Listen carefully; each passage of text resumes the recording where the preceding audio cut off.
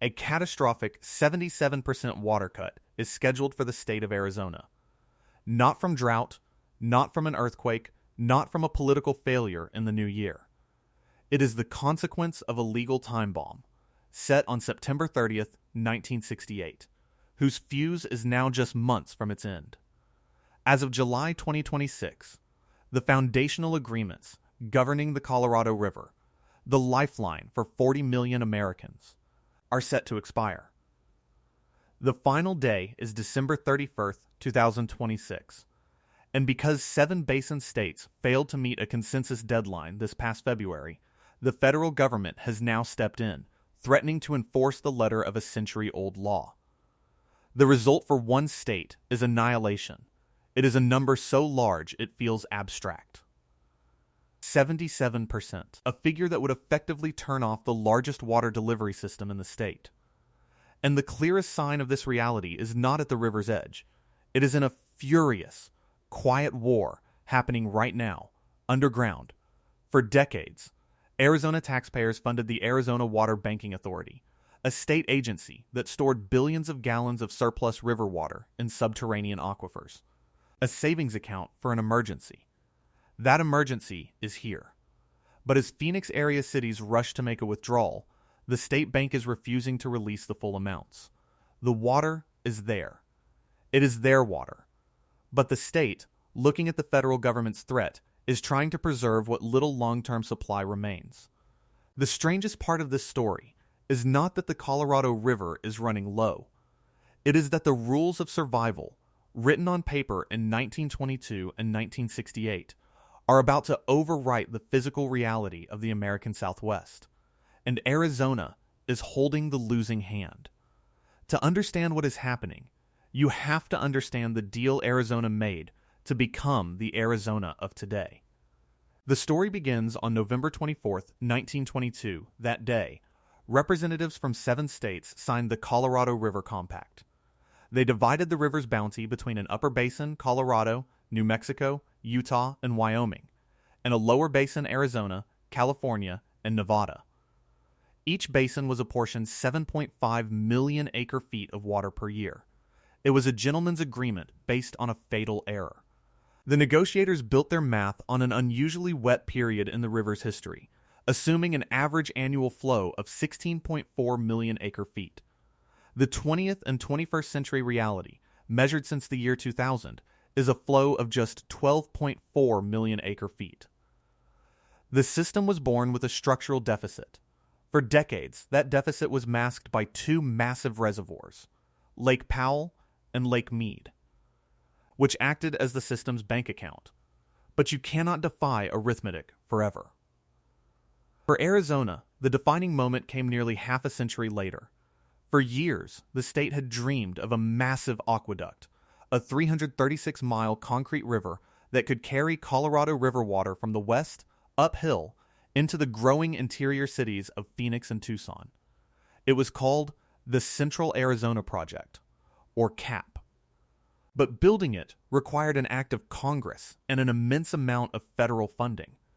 California, already a political powerhouse, held the power to block the project. So, a deal was struck. On September 30th, 1968, President Lyndon B. Johnson signed the Colorado River Basin Project Act. It authorized the construction of the CAP. But buried in the legal text was a devil's bargain. To get its canal, Arizona agreed to subordinate its water rights to California's. In the complex legal hierarchy of the river, Arizona accepted the lowest priority water rights in the entire lower basin. This is what junior priority means. It means that when the river is full, everyone gets their share. But when the Bureau of Reclamation declares a shortage, the cuts are not applied equally. The junior user takes the first and deepest hit. Legally, Arizona loses its water before California loses a single drop.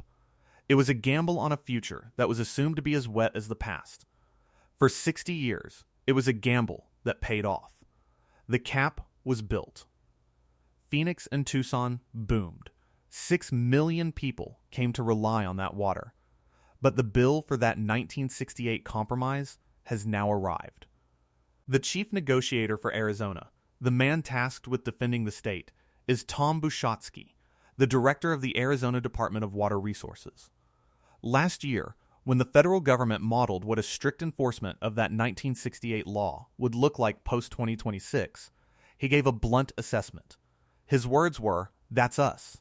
That's Arizona," and potentially cap going to zero. But here is the detail that tells the real story. The 77% cut is not a guess. It is a specific alternative outlined by the U.S. Bureau of Reclamation in its draft environmental impact statement released in January 2026. Because the states are deadlocked, this no-deal proposal represents what happens if the federal government simply enforces the existing priority system. Under that framework, Nevada would see a 6% cut. 5 other states would see zero change. Arizona, and specifically the Central Arizona Project, would have its deliveries cut by 77%. The water supply for the economic heart of the state would be functionally eliminated. The trigger for all of this is not a subjective decision. It is the elevation of a single body of water. Lake Mead, the largest reservoir in the United States. Its water level is the barometer of the entire system's health. As of yesterday, July 11th, 2026, its surface elevation fell to 1,042.89 feet above sea level. Full pool is 1,229 feet. The bathtub ring around the lake is now 186 feet tall. That number, 1,042.89, is hauntingly close to the all-time record low of 1,040 feet, set in the summer of 2022. The Bureau projects the lake will match that record low by the end of this month. These elevation numbers are not just for record keeping. They are legal tripwires. The 2007 interim guidelines, the rules currently managing the river, established a series of shortage tiers tied directly to Lake Mead's year-end predicted elevation. For 2026, the Bureau of Reclamation has already declared a Tier 1 shortage. This is not a future threat. This is happening now. A Tier 1 declaration forces Arizona to forfeit 512,000 acre-feet of its annual entitlement. That single cut represents about 18% of Arizona's total share of the river, but it is nearly 30% of the entire supply for the Central Arizona Project. The cap is taking the hit because of its junior status. The 1968 deal is already drawing blood. The 77% threat is what comes next, when the 2007 guidelines expire completely at the end of this year. Rhett Larson, a water law expert and professor at Arizona State University's Sandra Day O'Connor College of Law, studies these intricate legal frameworks. The problem, as he and others describe it, is that the law of the river was built for a reality that no longer exists. The system of priorities was a way to divide a surplus. Nobody truly contemplated how it would function in an era of permanent climate-driven deficit. Zoom out, and the geography makes the mechanism clear. The Central Arizona Project begins at Lake Havasu on the Arizona-California border. From there, it lifts water hundreds of feet, pushing it through a 336-mile chain of canals, tunnels, and pumping stations. It cuts across the Sonoran Desert, a feat of engineering that allowed cities to flourish in a place with less than 8 inches of annual rainfall. This canal is the primary water source for Maricopa, Pima, and Pinal counties. It serves the residents of Phoenix, the nation's 5th largest city. It underpins an agricultural economy worth billions. But that concrete geography is now colliding with the legal geography of the 1968 Project Act. The water flowing in that canal is not Arizona's by right. It is Arizona's by priority. And its priority is last. Now, here is the part nobody is putting on the news. The first and most devastating impact of a 77% cut to the cap will not be felt in the suburbs of Phoenix. It is already being felt in the farmlands of Pinal County, south of the city.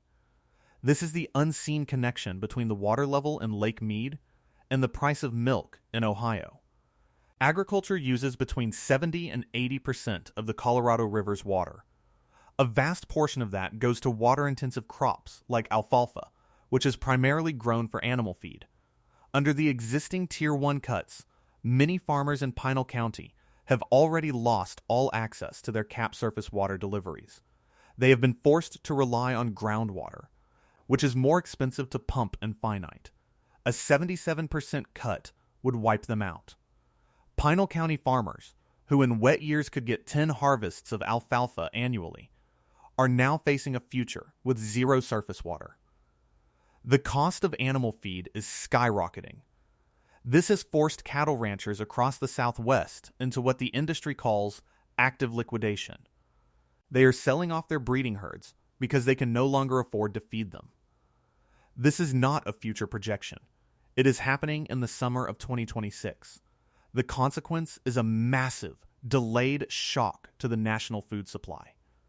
Fewer breeding cattle in 2026 means a dramatic reduction in the beef and dairy supply that will hit grocery stores in 2027 and 2028. The dropping gauge at Lake Mead is quietly rewriting your future grocery bill. The conflict, however, is not just between Arizona and its own history. It is a bitter, seven-way fight. The upper basin states watch the lower basin, particularly California and Arizona, and see chronic overuse. Andy Moeller, the general manager of the Colorado River Water Conservation District, represents huge swaths of western Colorado. His position, and that of the upper basin, is that the lower basin must curb its consumptive use before demanding the upper basin release more water from its reservoirs, like Lake Powell. The core of their argument is something called evaporation loss. Every year, a staggering 5 million acre-feet of water simply evaporates off the sun-scorched surfaces of Lake Mead and other lower basin reservoirs. That volume is close to Arizona's entire cap entitlement. Under the current rules, these massive transit losses are not fully accounted for or charged against the lower basin's consumption tab. The upper basin is fighting to change that in the post-2026 rules. They want to force the lower basin to subtract those evaporation losses from their 7.5 million acre-foot share. Chuck Cullum, the executive director of the Upper Colorado River Commission, has put it in the starkest possible terms. "We are overspending our bank account, and the bank account is almost empty," he said recently. So, legal theories? Everyone has one. Math is indisputable. Forcing the lower basin to account for evaporation would instantly deepen the deficit and force even more draconian cuts, with Arizona's junior rights placing it first in line to suffer. This existential pressure is what fuels the civil war now breaking out inside Arizona itself. The Arizona Water Banking Authority, or AWBA, was created in 1996 as a model of foresight. The plan was simple. In wet years, when Arizona did not use its full Colorado River entitlement, the state would bank the surplus water underground. It would pump it into the vast aquifers beneath the desert, saving it for a dry day. For a quarter century, the AWBA dutifully executed its mission, storing millions of acre-feet of water. It was a statewide insurance policy, funded by taxpayers. But the dry day is here, and the insurance company is suddenly reluctant to pay out. In early July 2026, a public dispute erupted between the AWBA and the cities it is supposed to serve. Facing the brutal reality of the Tier 1 cuts and the looming 77% threat, municipalities in the Phoenix metro area formally requested to withdraw the water they had spent decades storing. They want to use their savings to get through the crisis. The AWBA, chaired by the same Tom Bushatsky, who must negotiate with the federal government, is pushing back. The agency is refusing to guarantee the full distribution amounts the cities have requested. Their reasoning is a terrifying glimpse into the state's internal calculus. The state-level water managers fear the long-term outlook is so grim, and the post-2026 world so uncertain, that drawing down the state's emergency reserves now would be suicidal. They are trying to save water for an even worse crisis they see coming down the line. To the mayors of these cities, it feels like a betrayal. They are being told the money is in the bank, but they cannot have it. It is a fight over who gets to survive the immediate cut versus who gets to survive the long-term collapse. And there is a scenario even worse than the 77% cut. It is a scenario water managers refer to as a system crash. If the states remain deadlocked, and the reservoirs, particularly Lake Powell upstream of Lake Mead, continue to plummet toward dead pool, the federal government could invoke its ultimate authority. Dead pool does not mean the lake is empty. It means the water level has fallen below the lowest intake pipes at the dam. At that point, controlled releases become impossible. Hydropower generation ceases. To prevent this, to protect the physical integrity of the dam infrastructure itself, the Bureau of Reclamation might be forced to abandon the entire legal architecture of the river. No more compacts, no more priorities, no more state-by-state apportionments. The federal government would simply release the real time, Mother Nature provided inflow downstream. The entire water buffer, the millions of acre-feet stored in reservoirs as a hedge against a few dry years, would be gone. The 40 million people in the Southwest would be living on a water supply with no savings account, entirely subject to the whims of the year's snowpack. This is the doomsday scenario that haunts every negotiator. It is this threat that forced a desperate last-minute move.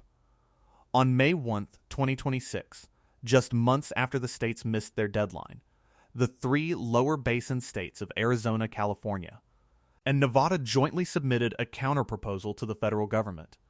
It was an attempt to preempt the 77% mandate. They offered a series of voluntary, shared cutbacks spread among themselves over the next 3 years. It was a defensive pact designed to show the federal government they could come to a solution on their own, to keep the feds from seizing control. But the upper basin states saw the proposal as insufficient, arguing it still allowed the lower basin to drain the system's reservoirs. The proposal is currently just one more document in a pile of competing plans. The clock continues to tick toward December 31st. The Trump administration, through its Bureau of Reclamation, has signaled it is prepared to act unilaterally if a 7-state consensus does not emerge from these fractured talks. The impacts begin at the canal's edge and ripple outward. A 77% reduction in cap water does not mean taps in Phoenix run dry on January 1, 2027. It means a cascade of emergencies. It means cities would be forced to implement unprecedented water rationing, likely banning all outdoor water use. It means a complete moratorium on new housing construction in a region that has been one of the fastest growing in the country. It means industries would be told to slash their water consumption or shut down. It means the remaining agricultural districts that rely on cap water would go to zero, turning thousands of acres of productive farmland into dust. Sarah Porter, director of the Kill Center for Water Policy at Arizona State University, is one of the region's foremost experts on urban water management. Her work highlights the impossible choices cities face. Do they spend billions on expensive new technologies like desalination? Or do they begin the politically toxic process of buying out and fallowing farmland to transfer the water to cities? Either path involves immense economic and social disruption. The numbers for the near future offer no comfort. The Bureau of Reclamation's own conservative projections suggest that even with average hydrology, Lake Mead's level could drop to 1,015.77 feet by July of 2027. This is 25 feet below the all-time low. It is uncharted territory. A scenario from which recovery would take decades of impossibly wet years. Every foot the lake drops increases the pressure on the negotiators and shrinks the margin for error. The system is cornered. And then there is the existential question buried in a century of legal documents and hydrological data. If a society can build a metropolis for millions in the desert, based on a promise of water that was fundamentally miscalculated from its first day, what does that say about the stability of the promises we live by? The problem is not the concrete of the Central Arizona Project Canal. The problem is the ink on the 1968 Colorado River Basin Project Act. It is a case of what one economist, Peter DeBear, calls improperly defined property rights, where a no harm. No foul logic from an era of abundance is now producing catastrophic harm in an era of scarcity. For now, the 7 states are still talking. Lawyers are still negotiating. The federal government is still threatening. But the river itself does not negotiate. The snowpack in the Rocky Mountains this past winter was close to average. It was not enough. It is never enough anymore. The system needs years of 120, 130% snowpack just to stop the bleeding, let alone begin refilling the reservoirs. Every single day, the sun over Arizona, Nevada, and California draws hundreds of thousands of acre-feet of water into the sky. And every day, the calendar moves one day closer to the expiration of the only rules holding the chaos at bay. So, 3 questions hang over the American Southwest tonight. How can a system built on a 100-year-old math error survive the climate of the 21st century? Who will ultimately bear the cost of the deal Arizona made in 1968? The 6 million residents of its cities and suburbs, or the powerful agricultural interests of California that hold senior rights?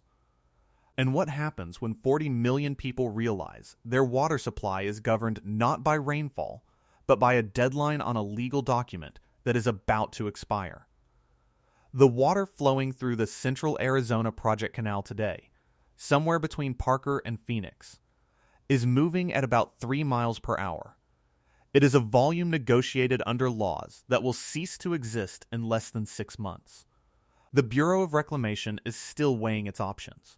The states are still locked in their provincial corners. And somewhere in the desert, a concrete river is delivering a promise it may no longer be able to keep.